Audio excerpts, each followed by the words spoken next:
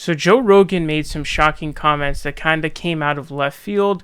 Now, if you guys don't know, Joe Rogan, he said some very positive comments about the Obamas, both of the Obamas. Now, this came out of left field because if we were talking like 2018 Joe Rogan was obviously pretty progressive. You know, he was destroying Dave Rubin and Candace Owens in debates. Remember that legendary debate he had with Dave Rubin about building code regulations? Joe Rogan clearly siding in favor of governmental regulations of building. So obviously going against the libertarian grain or even Republican grain on that. You know, he exposed Candace Owens in that debate on climate change. So, you know, he was doing a lot. You know, he was supporting Bernie Sanders in 2019 and all of that stuff. So he was pretty progressive. So I know there's some progressives out there who still think he's the same 2018 Joe Rogan. But obviously from all the COVID stuff and all of the libertarian nonsense, the fake libertarianism that he's been trying to spew, that he's been coming out and like supporting Trump and all this other stuff. I shouldn't say he supported Trump, but he said he would vote for Trump over Biden. And I think he was happy that Trump was winning. I don't know if it was Florida or Texas during the live stream or whatever. So he was clearly, I think secretly he probably voted for Trump. I think he just publicly didn't say it, but I can't confirm or deny that. But he is no longer that. You can check out my old videos on this, you know, not that long ago. You can check those out. He is no longer that. So seeing these comments from him are definitely out of the blue.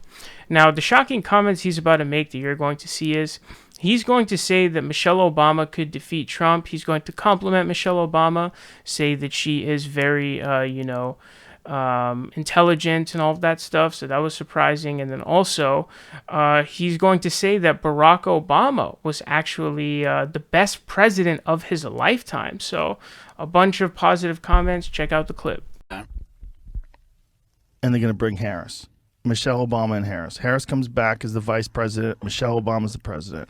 We get a double dose of diversity. They'll win. Let's go, champ. They'll win. And then who's on the Republican side? DeSantis? Trump and DeSantis. Together. They have to make a super team. It's the only way they win. Interesting. That's the only way they win. Super team. Trump comes out as the president. Yeah, if Michelle Obama, I really believe if Michelle Obama runs, she wins. Yeah. I think she wins. She's good. She's great. Yeah, she's good. intelligent. Yeah. She's articulate. She's the wife of the best president that we have had in our lifetime in terms of like a representative of intelligent, articulate people. She could win. Yeah. I think the only thing that would stop is if she bought into some of... So as you can see there, those are some comments that obviously did not make Joe Rogan fans very pleased because they're expecting him to just keep saying a bunch of COVIDiot stuff. And he even manages to throw COVIDiot stuff in that clip that you saw at the end there. So he's completely consumed by this. He's in his own little rich bubble where he's worth a shit ton of money and he's not affected by anything. He could easily afford, you know, the... whatever the stupid, whatever the thing is called. I'm forgetting the name right now. But, you know, all the other stuff that you could take, the monoclonal antibodies and all this stuff that's incredibly expensive. So, you know, he's in his bubble. He's completely consumed by that. As if, like, the lockdowns or whatever he's talking about now are not, like, status quo policy. But... anyways, so first we can adjudicate whether or not Michelle Obama could beat Donald Trump in a potential 2024 matchup. Now, the thing is, like, Michelle Obama's approval rating is gigantic, right? So her approval rating I've seen is between like 60 and 75% or something crazy like that. It's really, really high. Now, you know, she hasn't really done too much that's like super polarizing. She's not a politician. So when you are a politician, unless you're really, really crazy opinionated about stuff, you're generally not going to have like too many people like you. Obviously, she's a, you know, just, you know, you're a very classy person, that kind of thing. So she's somebody who's very influential to African Americans, especially women. Of all races, generally speaking, people of all races as well, but, you know, more so for African Americans and women in general. So they look up to her as sort of an idol kind of thing. You know, definitely, I'm sure you probably know people who look up to Michelle Obama in your family. So, you know, she's somebody who's obviously been smeared. The thing is that approval rating will go down eventually if she were to jump into politics, especially because of the Republican smear machine is nonstop. We've seen what it's done to AOC, but they've done this to everybody. The Republican smear machine is absolutely relentless, and so they'll find stuff deep on you and try to really lie about you. I don't know what they could dig up about Michelle Obama unless saying some kind of like weird racist stuff, which has already happened. So, I don't know what they could dig up on her. But given her approval ratings very high, she definitely would have a good chance against Trump. But again, the way that the electoral system works, it's much more confusing than that. It really just depends upon how well would she do with male voters, how well would she do with women voters. It's much more, our elections are more about how well can you do with like certain pockets of voters, because our electoral system is rigged in favor of Republicans, obviously. Our electoral system benefits sparsely populated groups instead of largely populated ones. So Wyoming has like 350,000 people. They have 2 senators. California's got over 30 million. It has 2 senators. Incredibly undemocratic and unfair. But that's our electoral system, and obviously you guys know about the Electoral College. So it all depends on white women. A plurality of white women in 2016, 47 to 45, voted for Trump. So it's not like, all women necessarily are just going to be like super clear for Michelle Obama necessarily. And how well is she going to do with evangelicals? How well will she do with rural voters, uneducated voters? There's so much to go into it. So it all comes down to margins, really. The states you need to win as a Democrat are, you need some combination of states like Arizona, Florida, Ohio, obviously. You don't need Florida and Ohio. You really need Wisconsin, Pennsylvania, Michigan, and then you could get Arizona, and then obviously you could get Florida, Ohio, Virginia. These kinds of states can help you win. Georgia is obviously a hugely important one. So those are the ones, she probably pulls Georgia because of, black votership coming out. So, you have to get some combination of those states. So will she be able to do that? Maybe, probably, but how well would she do with other pockets? I'm not really sure. I don't know the answer. There's too many variables in that. Would Michelle Obama be a better president than Donald Trump? By far and away, it's not even close. She went to Harvard Law, so she's clearly very educated. She also had that thing where she was trying to get, this is a really good thing, she was trying to get kids' lunches to be healthier. And so that was a very good policy, obviously. But what ended up happening was the food industry ended up corrupting them. And what ended up happening was they lobbied and they gave in. And all of a sudden, the healthy food turned into active for 60 minutes. Anybody who knows anything about being healthy or nutrition knows that you can't outwork a bad diet. So if all you're eating are white breads and, drinking orange juices and stuff like that, all sugar with no fiber in it, all of that kind of stuff, you're not going to be able to be active for 60 minutes and then burn all that off. It's not going to happen. You're just going to stay fat or get fatter. You'll probably get fatter, actually, because you're going to think, like, I just worked out so hard for 60 minutes. I can eat this extra whole, piece of salmon or something like that, or this extra 3, pieces of chicken. And then you're like, oh, damn, you didn't really burn that many calories, but with the way the hormones work after a hard workout, makes you feel like you could eat a dinosaur. So you end up being in a deficit. So that was stupid. The whole active for 60 minutes was a waste of time. She had it right the first time, but obviously the food industry is very, very powerful in the United States. Now we should talk about him actually saying that, Barack Obama was the best president in his lifetime. Now I did a Google. He's 54 years old, so I subtracted 54 from 2021. I believe that had given me 1967, I think it was. And so what that means is he was born during the end, I guess, of LBJ's presidency. So, after LBJ, of course, it ended up being Nixon, and then Ford took over, and then Jimmy Carter won, and then Reagan won, and then it was his VP, George H.W. Bush. And then after George H.W. Bush, it was Bill Clinton. Then it was, George H.W. Bush. Then it was Obama. Then it was Trump. And now it's Biden. So he's saying Barack Obama was the best of his lifetime. Now, he was born to the end of LBJ's presidency, but do we really count LBJ's presidency as part of his lifetime just for the simple fact of he was barely like 2 years old or 1 or 0? When do we start that? That's always a good question to ask. But out of those presidents, the worst ones are obviously Reagan, W, and Trump. Those are the worst ones.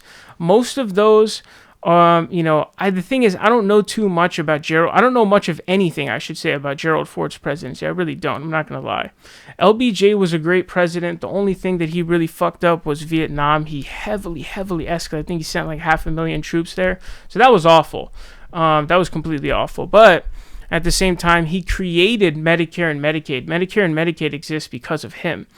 He used the Social Security Act to expand it to create Medicare and Medicaid. He also was, trying to help poor people with his, the anti-poverty plan that he had. And the only reason the 65 Civil Rights Act was really able to survive was because of him. And he was just a big dick dude in general. Not only did he literally had an average, over average sized dick. I think it was like over 7 inches. But he legitimately would be like, I'm gonna fuck you up if you don't support this, like, you're gonna get fucked.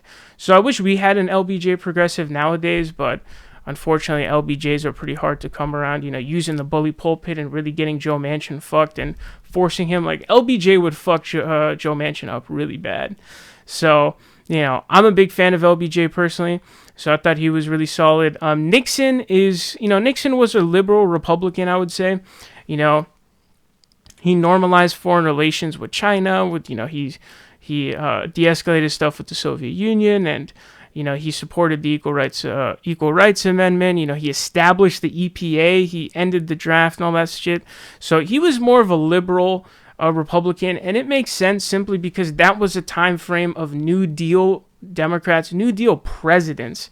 And so I don't think society at that time was really ready for like a radical Republican like a Ronald Reagan, because at the time it was just New Deal president after New Deal president, FDR, Harry Truman, LBJ, and all these guys, Dwight Eisenhower. So it was all New Deal presidents.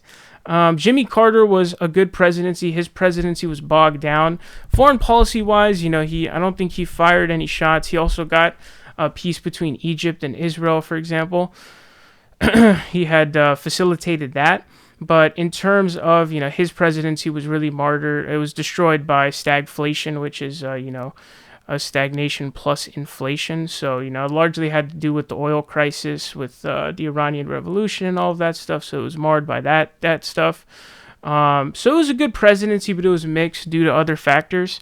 He deserves a lot of credit for obviously not attacking Iran when he could have just essentially obliterated Iran at that time with the acceptance of the American public. Ronald Reagan is probably I would say arguably the worst president of all time, but the only way, is he worse than like an Andrew Jackson? Probably not, but just simply you'd have to factor in his influence.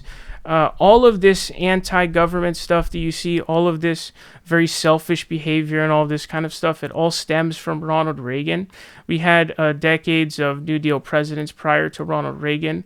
And my theory is that in politics, everything kind of flips back and forth. So we had like 40 years of New Deal Democrats. So now we have 40 years of the radical Republicans. I don't know when it's going to end, at what point, but Ronald Reagan was absolutely horrible. He did horrible stuff in Latin America, supporting death squads that were overthrowing socialist governments. That would, those death squads would literally murder women and children, rape women and children. So it's absolutely horrible. You can Google the El Mozote massacre if you want. Beware. It's very graphic stuff.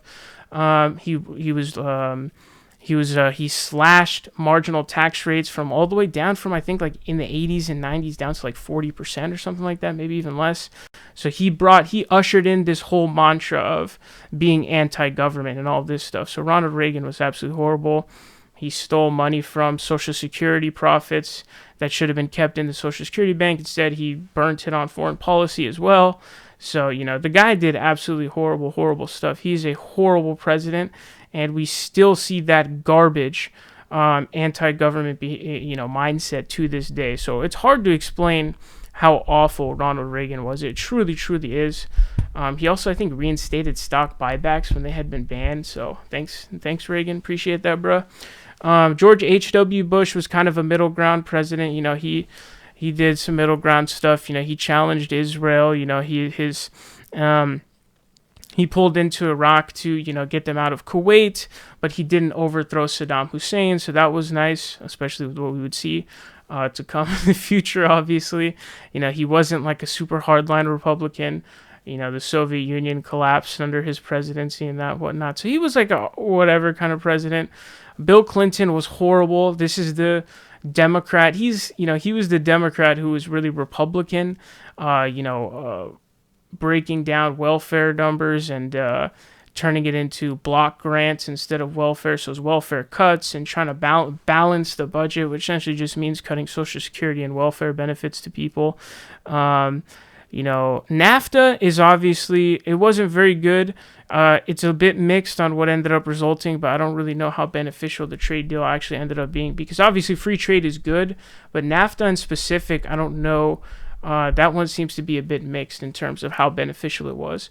The 1996 Telecommunications Act just completely nuked regulations on radio stations, how many radio stations a single company could own. And so everything became homogenized after that. And so you see that the news media was very, very, synchronized. And so they could settle in on a Howard Dean scream and just nonstop shit on him. But if it was before the 96 Telecommunications Act, I don't think that Howard Dean scream moment is really going to be a big deal, because it wouldn't be as homogenized. So now you see, there's no progressives on media. It's all very corporatized. It's 90% of media is owned by 5 conglomerates. So it's all corporatized. It's all monopolized, or oligopolized, I guess you would say. But that it's hard to explain how terrible that was. He had also repealed Glass-Steagall. He did a lot of horrible shit. Really, really bad stuff that he did. He did the triangulation BS. So Bill Clinton was just horrifyingly bad. Like, fuck Bill Clinton. George W. Bush was absolutely terrible as well, obviously. More tax cuts and, I don't know if, did he also lower the estate tax? I'm not sure. But, obviously the Iraq War, lying us into the Iraq War, that should be like that's a serious, like, imprisonable crime. So obviously George W. Bush, one of the worst. So Obama, Obama's kind of, he's not like a bad president. He's like a president. He didn't do too much that was super crazy. I mean, obviously his biggest thing is Obamacare, and it got a bunch of people health insurance, but it's more of a Band-Aid than an actual change. All it did is it mandated purchasing private health insurance. It expanded Medicaid, but it didn't fundamentally change the system. It instead just did a little bandage to it. So I'm not a fan of that bandage. Private insurance should be abolished entirely, and we should have a government-issued Medicare card, and that's it. And then for supplemental for plastic surgery or whatever, you can get additional insurance. But for other things, you can't. That's the way we should do it. Obviously, private insurance price gouges, and it totally throws our market off. And other countries have way cheaper healthcare than we do. Obama did a lot of drone strikes. Biden's brought it down to like almost zero. And Obama just in general didn't seem like a very good president in terms of being a good president. He was really good at... He was super good at campaigning, but that was about it. That was pretty much it. So most of his accomplishments, I would say, are pretty weak. Obamacare is definitely his biggest, and he got a lot of people healthcare, which is nice, but it didn't fix the system in a way that it needed to happen. He didn't really do much of anything to Wall Street, so he was kind of corrupt from the beginning, I would say. So not big on Obama, but he's not the worst president, obviously, so he's alright. But he never gave me that like LBJ type of energy. Trump is obviously way worse than Barack Obama for obvious reasons, ruining our foreign policy, just destroying our institutions inside of the government. It's just crazy how much terrible stuff that he's done. For Biden, he's done mostly bad, but pulling out of Afghanistan, he obviously had a lot of big dick energy on that one. He really stood his ground in Afghanistan, so I admire him for that. But outside of Afghanistan, the drone war, he hasn't really done anything. But those are definitely big positives, so those obviously give him big positives. So, in terms of is Obama the best in his lifetime? LBJ is obviously better than Obama. Is Nixon better than Obama? Like, that's a debatable one. Like, I think you could genuinely make the argument that Nixon is better than Obama. I think Nixon might have even supported universal health care, I think, is what I had read. So Nixon was probably better than Obama, I would lean towards. Ford, I don't know anything about Ford, but obviously he was a Republican, so I doubt it. But, I don't know too much about Ford. Jimmy Carter, yeah, he was definitely better than Obama, I would say. Reagan, no. HW, HW and Obama, Obama was probably a little bit better. Bill Clinton, Obama definitely better than Bill Clinton, that's for sure. George W. Bush, definitely Obama was better. Trump, definitely Obama was better. Biden, I don't know. Obama, Biden, let me know in the comments. Who do you think is the best president in his lifetime? Do you think Obama was better than Biden? I mean, dude, like the Afghanistan and the drone war thing are huge positives in Biden's direction. He hasn't done shit, okay? No $15 minimum wage, like, nothing on healthcare, none of that serious kind of stuff. No student debt cancellation. So that's all very weak. But Afghanistan, the drone war, those are big things. The never-ending war ended under Joe Biden, and it's hard not to give him a lot of credit for that. He did stand up for, some union workers. So he's done a few things here and there. But I would say it's a debatable one. Again, Obama's key thing was Obamacare. So, I guess that's kind of up for debate. But, Joe Rogan fans obviously not happy about this stuff. Sure, if you have the same people, quote, counting the votes, she could get more than Joe got. Facts be damned. If she or he ran, depending on what you believe about Michelle, everything will finally be fair game. Let's see a picture of Michelle pregnant. Are the girls really there? She really might. Wow. So this is the kind. This is crazy. So that's the kind of stuff that I'm talking about here. This is just like racism, just insanity, complete insanity. Just people just not. I mean, this is the kind of stuff they're going to see. So would this be able to work? Probably not. I would hope not. But, these people are just absolute lunatics and just going completely crazy. She is great. She is intelligent. She is articulate. She is the wife of the best president had in her lifetime. Question. So it's obviously very racist. She's clearly very educated. She's definitely very intelligent. So, that's the kind of crazy stuff that you're going to see from Joe Rogan fans, unfortunately. But, yeah, let me know your thoughts on this down below. I know we talked about a lot there.